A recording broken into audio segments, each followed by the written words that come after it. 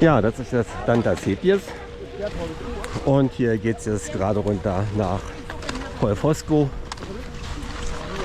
Und was ich vorhin nicht gesagt habe, es kann jetzt sehr abenteuerlich werden, denn ich bin über ein Jahr nicht mehr Ski gefahren und habe außerdem ein paar neue Ski. Das heißt also keine Ahnung, wie die laufen.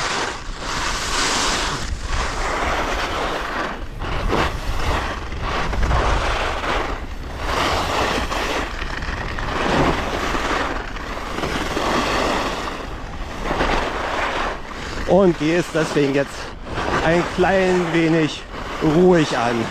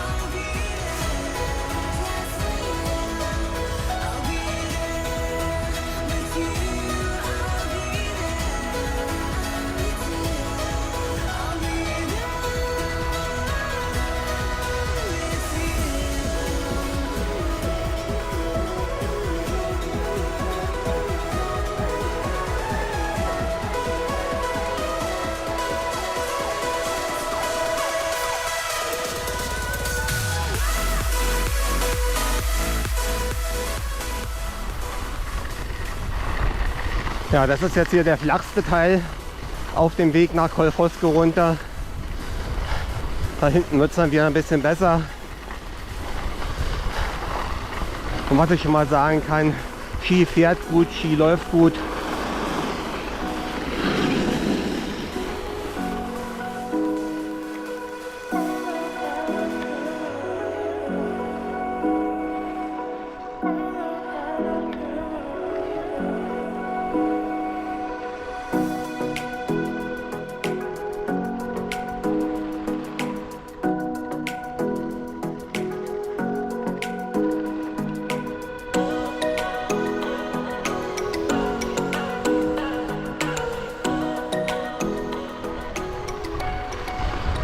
Ja, und das ist jetzt hier der schöne Anfängerhang am Sessellift Maria, wenn ich mich nicht irre. Nee, ich irre mich. Colfosco. Und das ist auch der schwierigste, komplizierteste Teil der Sellerrunde. Denn hier geht es eigentlich weiter runter ins Tal. Aber nach Corvara gibt es keine Abfahrt. Hier muss man jetzt in den Borest-Lift umsteigen.